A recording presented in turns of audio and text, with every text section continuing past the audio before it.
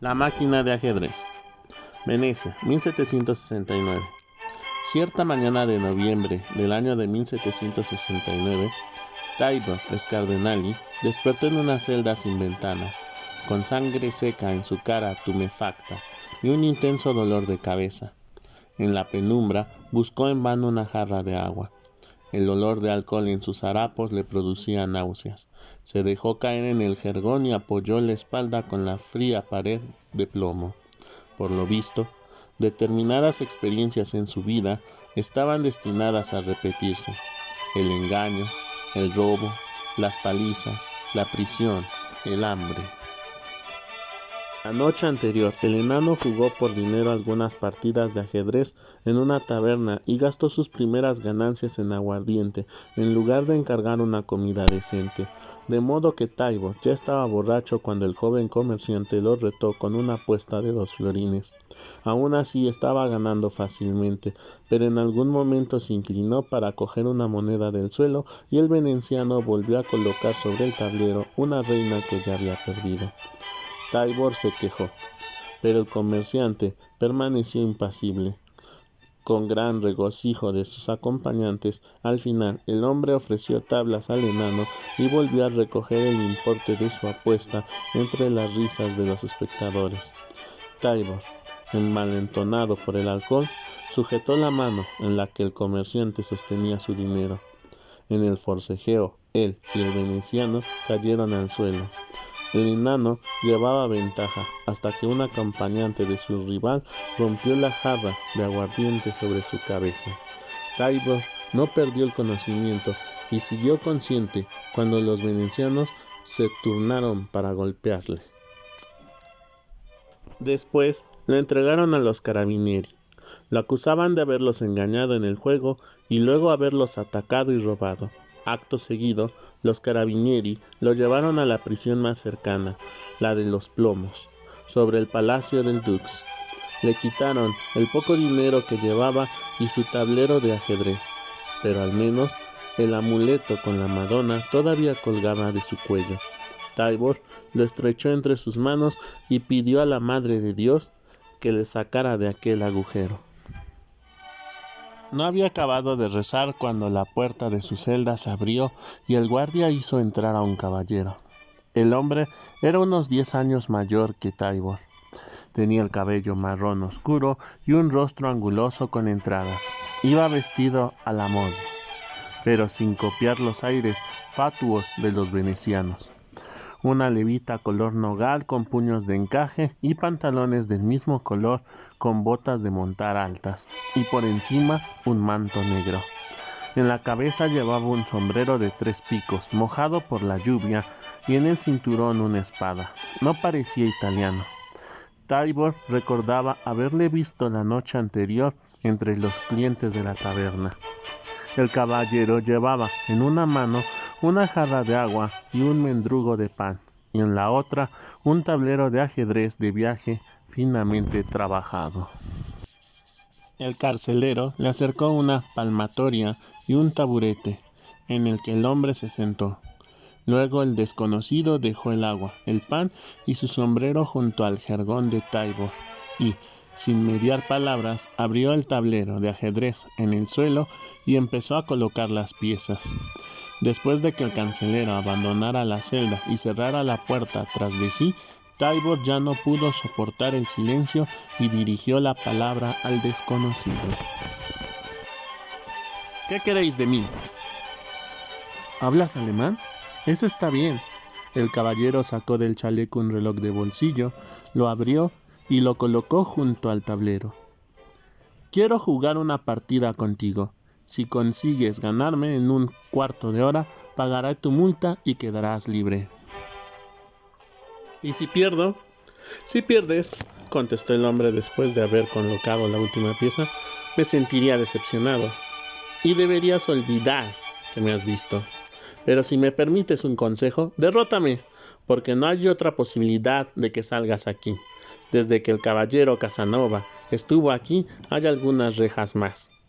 Dicho esto, el desconocido levantó su caballo por encima de los peones. Tibor miró el tablero y descubrió un hueco en sus filas. Le faltaba la reina. Levantó la mirada, pero el noble se anticipó a su pregunta. Se palmeó el bolsillo del chaleco donde se encontraba la pieza. Con la reina sería demasiado sencillo. Pero, ¿cómo voy a jugar sin la reina? Encontrarás la forma de hacerlo. Tybor realizó su primer movimiento. Su contrincante reaccionó enseguida. Tybor hizo 5 movimientos rápidos antes de tener tiempo de probar el agua y el pan. El noble jugaba de un modo agresivo. Para aprovechar su superioridad numérica y diezmar las piezas de Tybor, avanzó con una cadena de peones hacia la mitad del tablero del enano. Pero Tybor se defendió bien. Las pausas para reflexionar de su contrincante se hicieron más largas. «Vuestras reflexiones me cuestan tiempo», objetó Tybor, cuando ya había pasado 5 minutos en el reloj de bolsillo. «Pues tendrás que jugar más rápido». Tybor jugó más rápido, saltó la línea de peones blancos y acorraló al rey. 5 minutos más tarde, Tybor vio que ganaría. Su contrincante asintió con la cabeza, tumbó de lado a su rey y se inclinó hacia atrás en el taburete. «¿Os dais por vencido?», preguntó Tybor. «¿Interrumpo el juego? Tú también sabes que ya no puedo ganar, de modo que utilizaré de modo más aprovechoso tus últimos 5 minutos en prisión. Felicidades, has jugado hábilmente». Le tendió la mano. «Soy el caballero Wondal von Kepelen, de Presburgo». Tybor Scardenali, de Provenzano. «Encantado. Quiero hacerte una propuesta, Tybor, pero para ello debo remontarme un poco en el pasado. Soy consejero de Su Majestad la Emperatriz María Teresa de Austria y Hungría. Desde que ejerzo como funcionario en su corte, la emperatriz me ha confiado numerosos encargos, que he realizado siempre a su entera satisfacción. Pero todos esos encargos también hubieran podido ser ejecutados por otros hombres de valor. Y yo ahora quiero realizar algo extraordinario, algo que me eleve a sus ojos, y que tal vez incluso me convierte en inmortal. ¿Me sigues?». Wondal von Kepelen esperó a Tybor asistiera y luego continuó. Hace unas semanas, el físico francés Pelletier presentó en la corte algunos de sus experimentos, divertimentos con el magnetismo, como juegos de manos con clavos, voladores y monedas que se mueven sobre un papel conducidas aparentemente por una mano invisible, cabellos que se erizan de pronto y otras cosas por el estilo. El doctor Mesmer ya cura a las personas con sus conocimientos sobre el magnetismo, pero aparece ese ilusionista francés y me roba mi precioso tiempo y el de la emperatriz con sus juegos de manos. Al acabar la presentación, María Teresa me preguntó qué pensaba sobre Jean Pelletier, y yo fui claro. Le dije que la ciencia estaba mucho más avanzada y que yo, que no había estudiado en la academia como Pelletier, estaba en una situación de presentarle un experimento ante ella que en los ejercicios de Pelletier parecían simples trucos de prestidigitador. Naturalmente, esto despertó su curiosidad. Me tomó la palabra y me desligó de todos mis deberes oficiales durante medio año para que preparara ese experimento. ¿Qué tipo de experimento? Ni yo mismo lo sabía entonces, pero me había propuesto crear una máquina extraordinaria. Debes saber que no solo soy consejero de la corte, también poseo conocimientos en el campo de la mecánica. Al principio quería construir una máquina que pudiera hablar para la emperatriz. «Pero eso no puede hacerse», objetó Tybor instintivamente. El caballero von Kepelen sonrió y sacudió la cabeza, como si otros muchos hubieran reaccionado ya antes como él. «Naturalmente que se puede.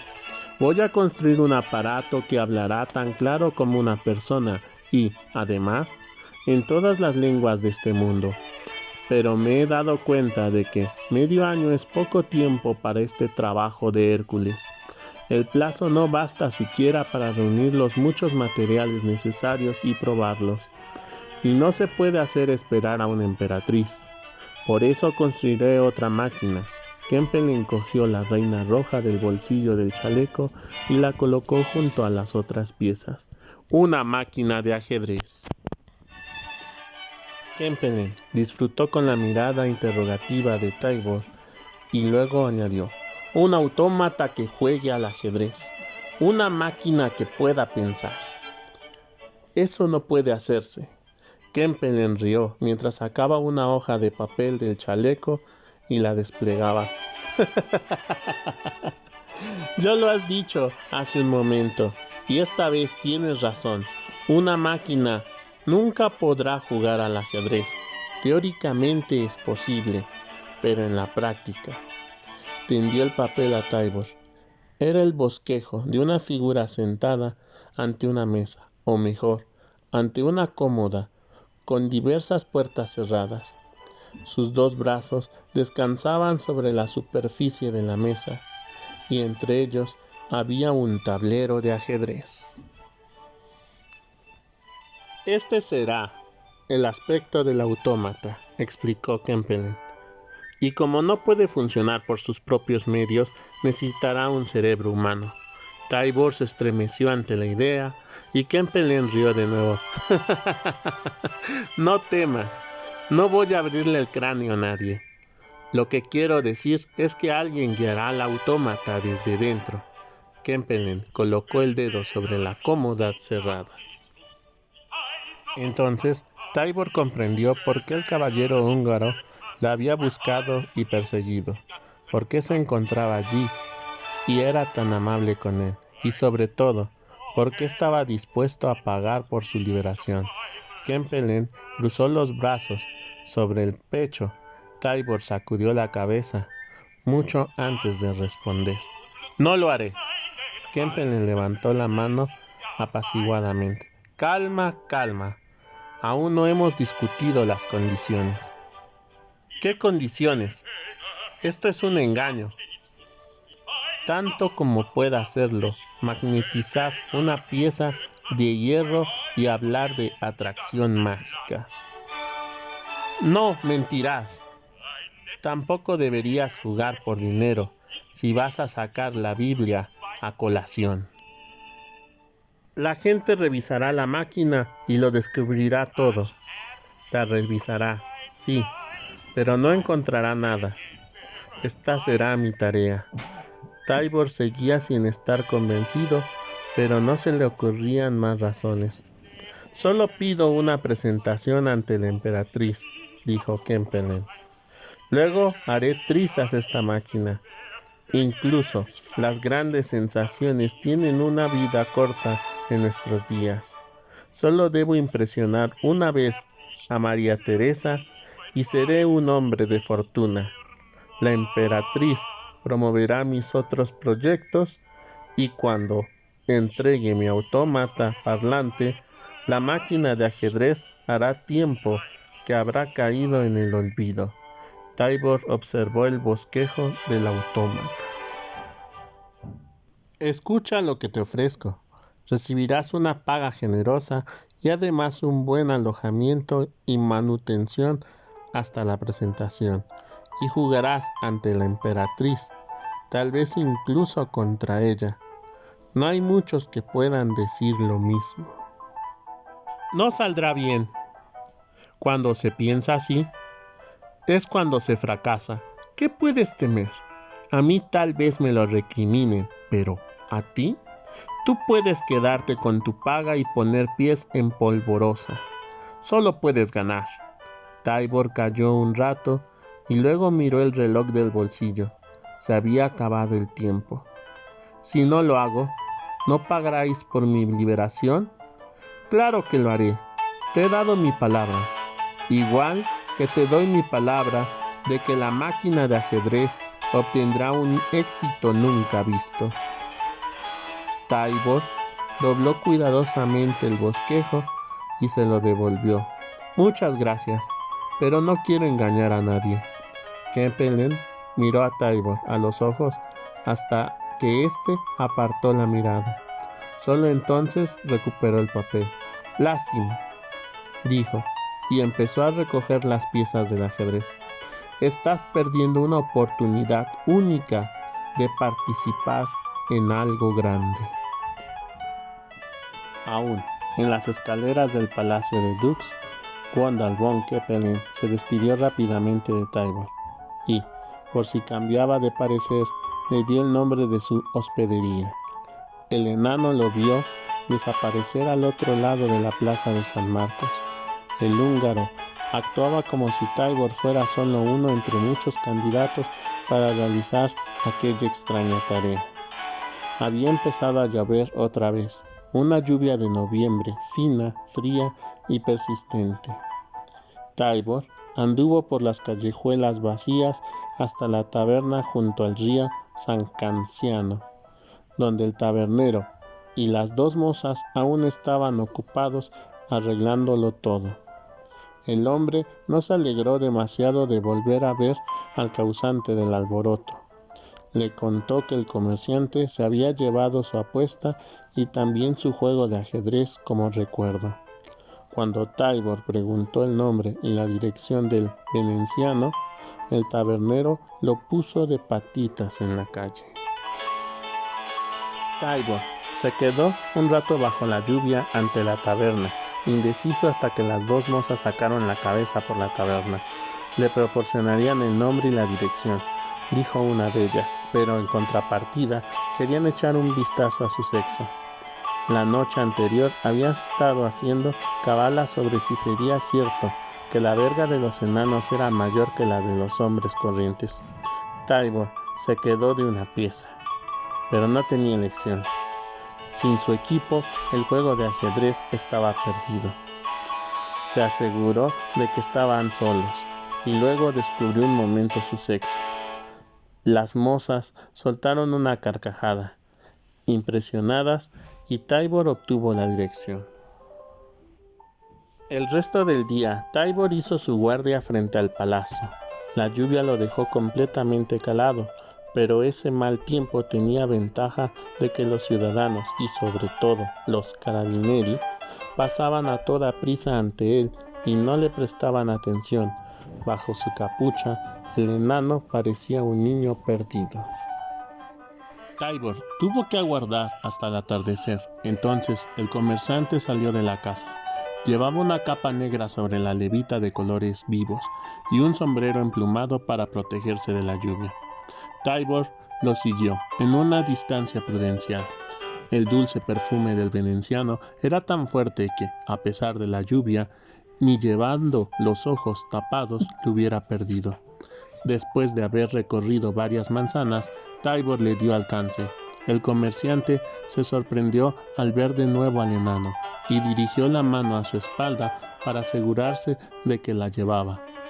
El hombre no se detuvo y Tybor tuvo que esforzarse para mantenerse a su lado.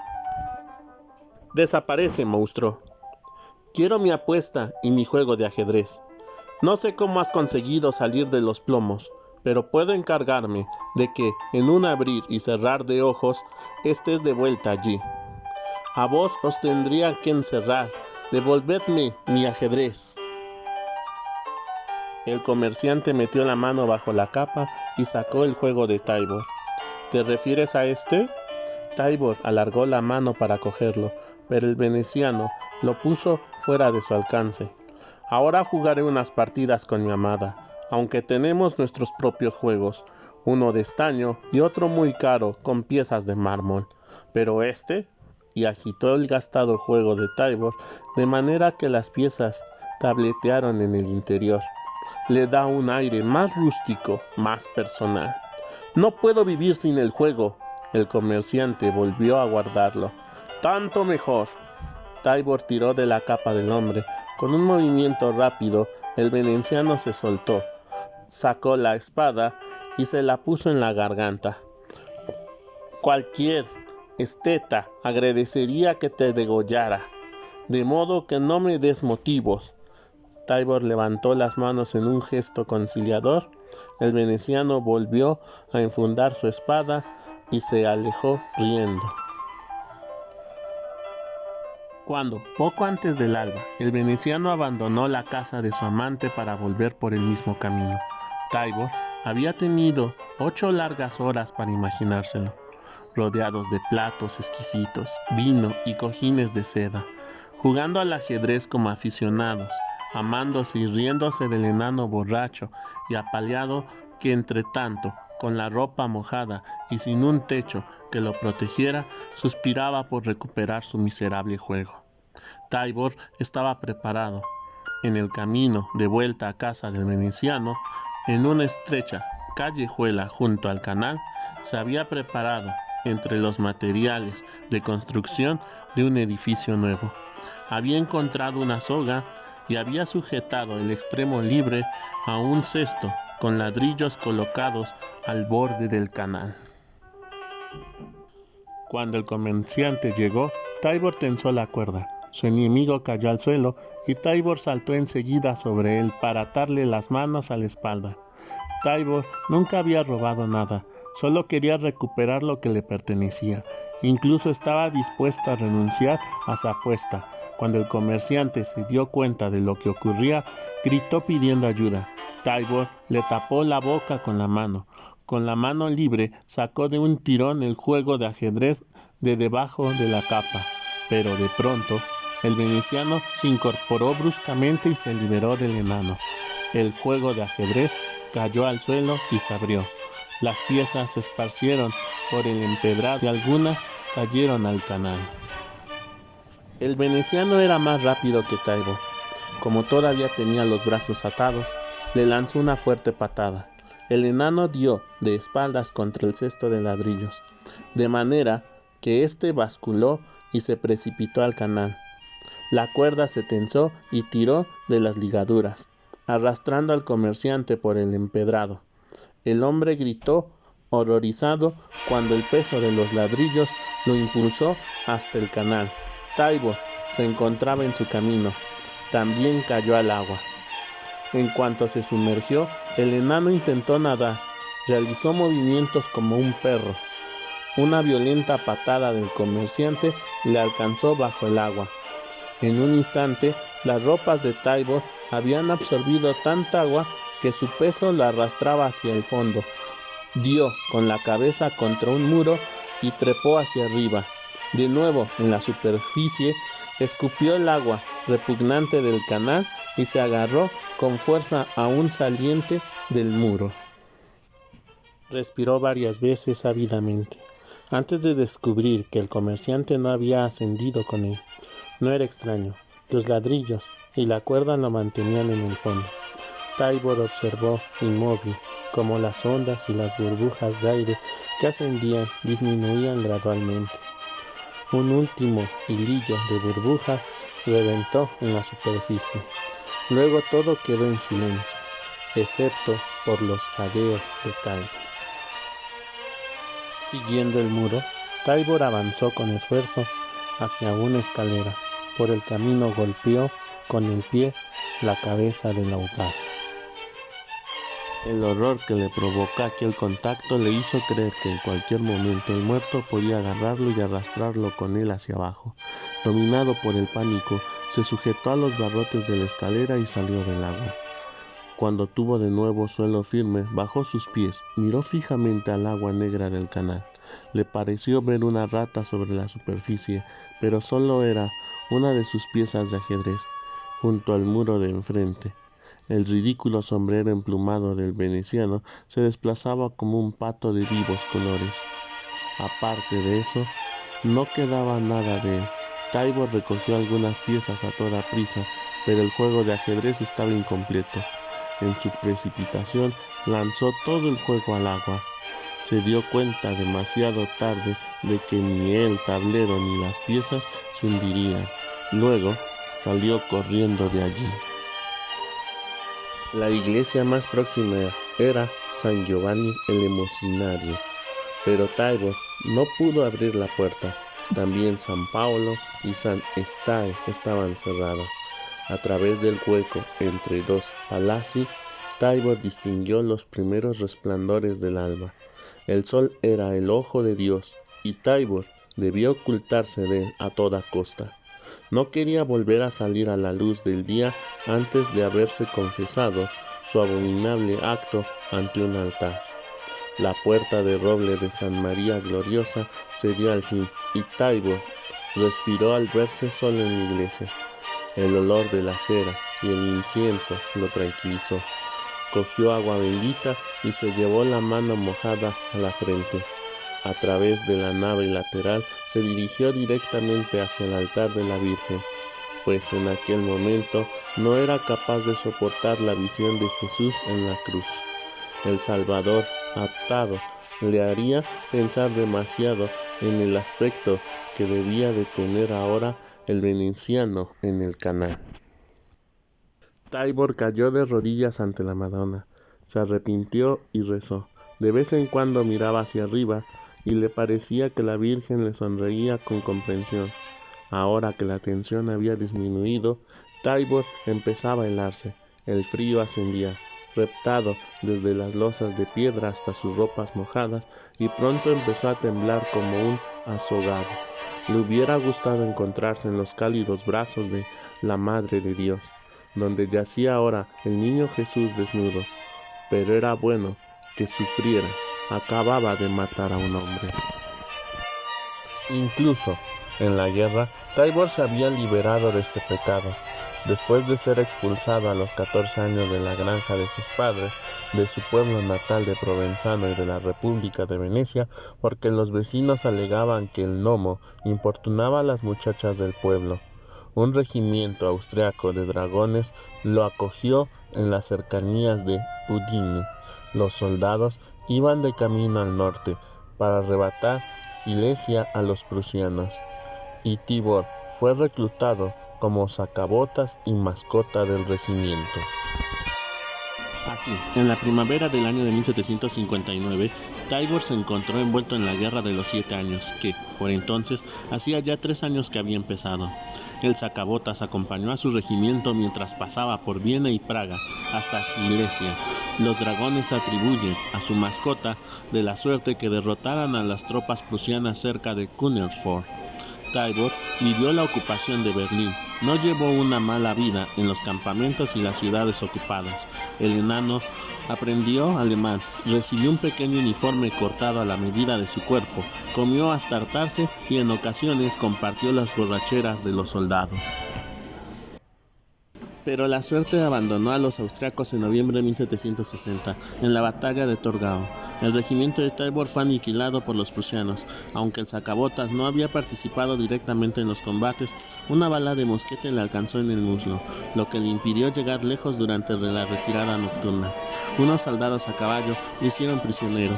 Los coraceros prusianos, que habían perdido a más de la mitad de su batallón en el campo de batalla, clamaban venganza.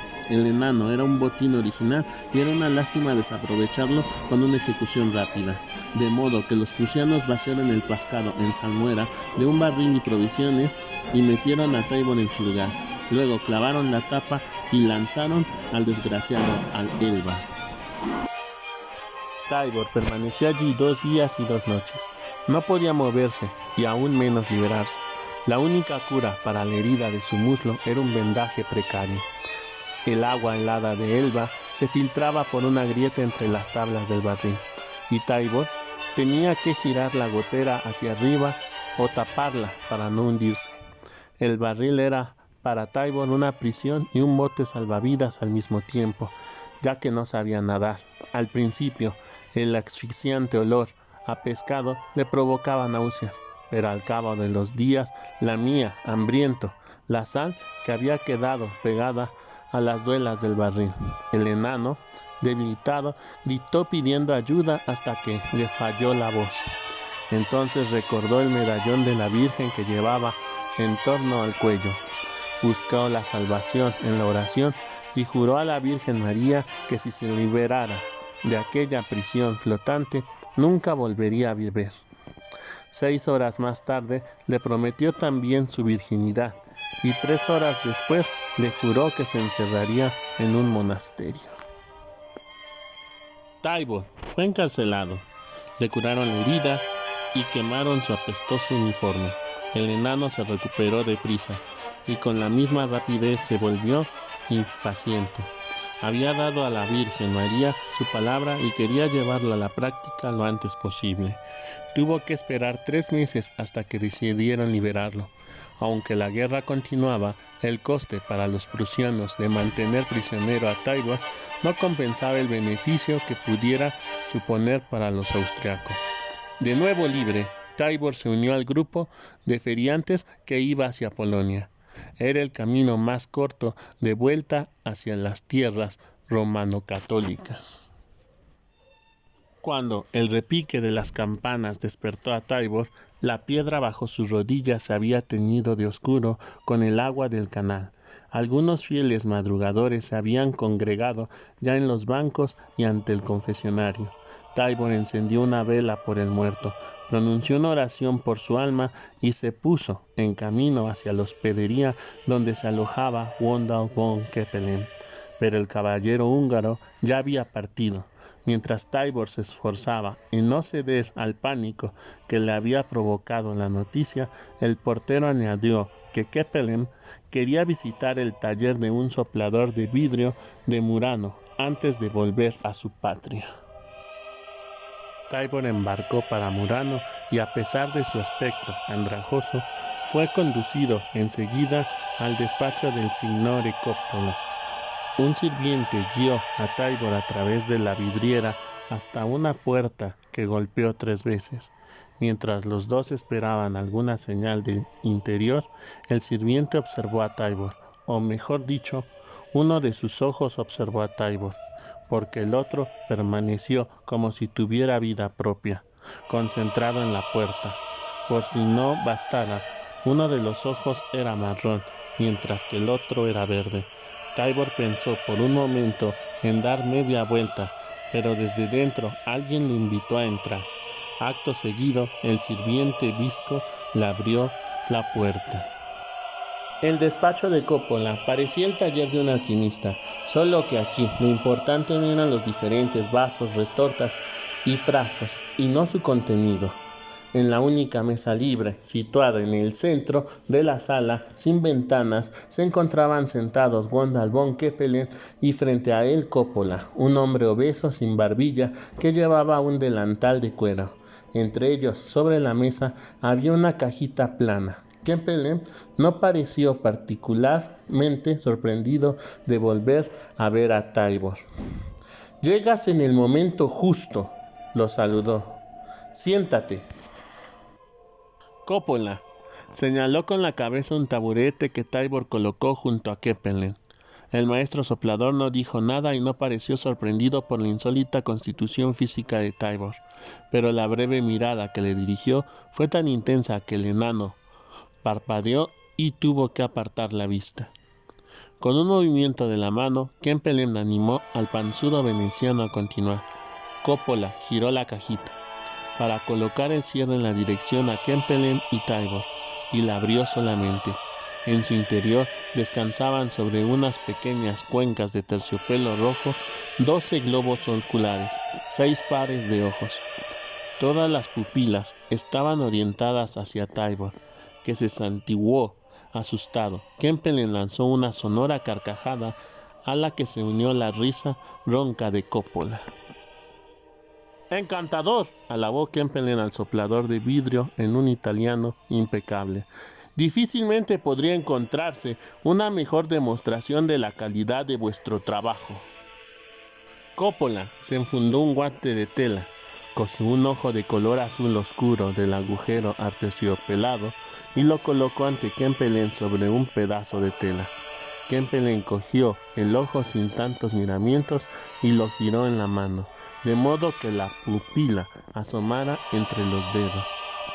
Luego volvió a colocar el ojo junto a su pareja, pero girando de modo que los 2 ojos sin vida visqueaban de una forma estremecedora. Coppola tendió a Kempelen otros ojos.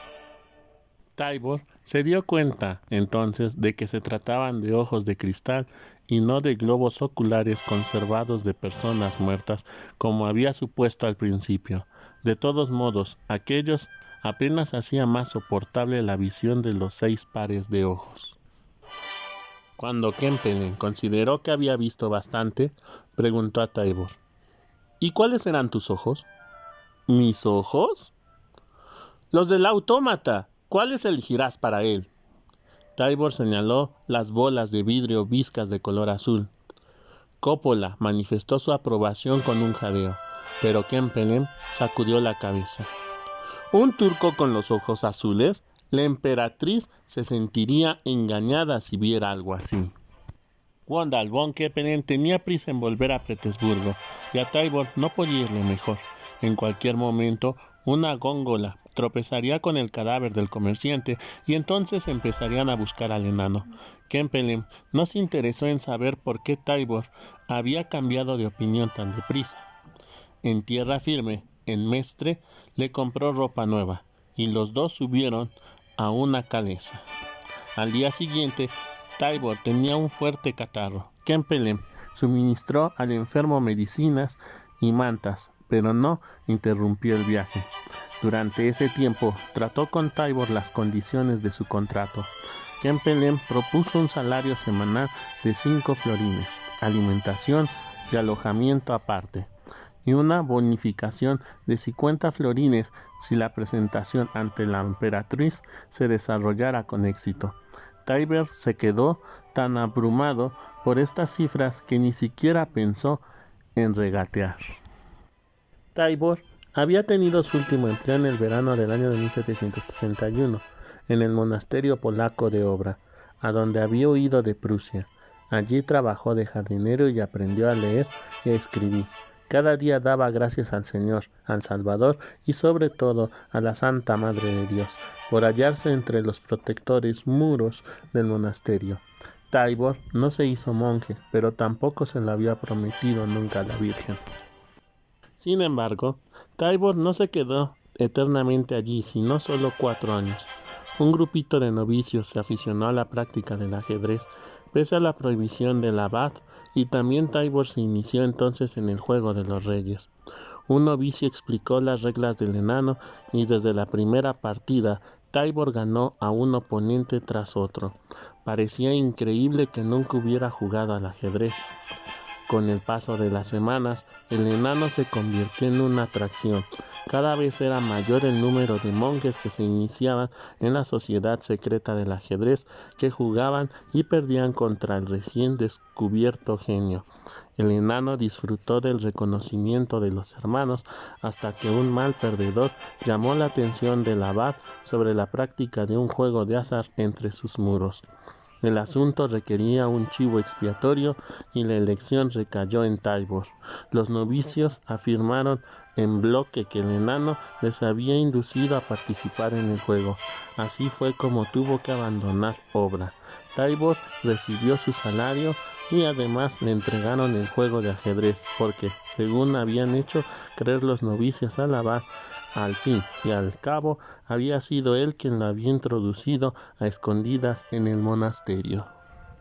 Así, en otoño del año de 1765, Tybur se encontró de nuevo en la calle, y como era un otoño frío, decidió trasladarse hacia el sur. Su camino de vuelta a la República de Venecia se prolongó otros 3 años.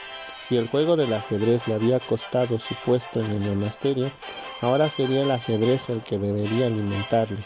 En las tabernas que encontraba a lo largo del camino, Tybur se ganaba el sustento con las apuestas de sus adversarios.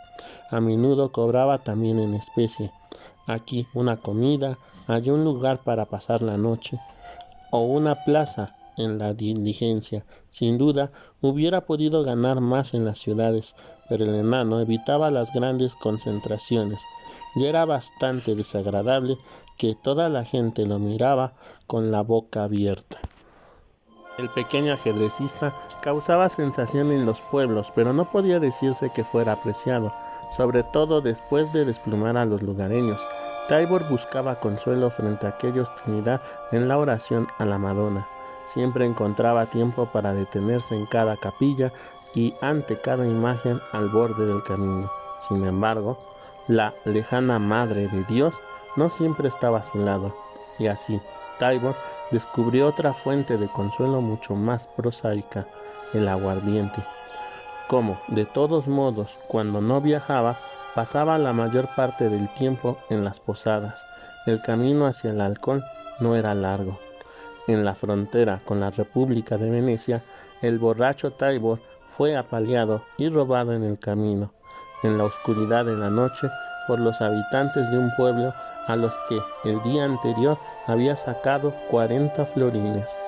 En el verano de 1769, Tybor, que tenía entonces 24 años, estaba de vuelta en su país, en medio del camino, vestido como andrajoso y borracho. Pocos meses después lo abandonaba en un carruaje, bien vestido y con una bolsa llena de monedas. La tarde del día de San Nicolás, el caballero Wondal von Keppelin y Tybor Scardenali alcanzaron su destino. Poco antes de cruzar el Danubio, en la orilla opuesta se encontraba la ciudad de Presburgo. Keppelin mandó hacer un alto en una elevación. Caía una nieve tenue que se deshacía en cuanto tocaba el suelo. Después de orinar, Tybor observó la ciudad con atención. Comparada con Venecia, Presburgo parecía casi aburrida. Una ciudad ordenada que se había extendido más allá de las murallas, con las cabañas de los pescadores y los banqueros delante, y viñas por detrás. Solo destacaba la catedral de San Martín, con su torre verde. A la izquierda se levantaba el Schlossberg, sobre el que se alzaba el macizo castillo, como una mesa vuelta del revés, con las 4 torres de las esquinas como patas elevándose hacia el cielo gris. Pasado Presburgo, el Danubio se deslizaba casinamente por su lecho, dividido por una isla situada en el centro del cauce. Keppelin se acercó a Tybor y le mostró un puente de pontones que unía las dos orillas. ¿Ves eso? El puente flota. Cuando los barcos quieren seguir adelante, las dos mitades se separan y luego vuelven a unirse. ¿Un puente flotante? Exacto, una obra extraordinaria, ¿no te parece? Y ahora pregúntame, ¿quién fue el maestro de obras? ¿Quién fue el maestro de obras? Wondal von Keppelin. ¿Y quien construye un puente flotante sobre el mayor corriente de Europa, por fuerza tiene que poder ocultar a un enano en un mueble?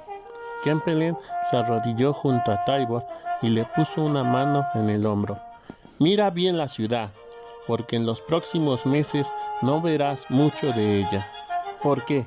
Muy sencillo, porque ningún petersburgués debe llegar a verte la cara. ¿Qué? Un enano y el genio del ajedrez vive en la casa de Keppelin, y pocos meses después el caballero presenta una máquina de ajedrez. ¿No crees que alguien acabaría atando cabos? Tybor observó la catedral de San Martín. Le hubiese gustado ver a la Madonna en aquella iglesia algún día. Lo siento, pero estas son mis condiciones. No olvides nunca que tengo mucho más que perder que tú. Keppelin le dio unas palmadas de ánimo. Pero no te preocupes, mi casa es una ciudad en sí misma. Allí no te faltará nada.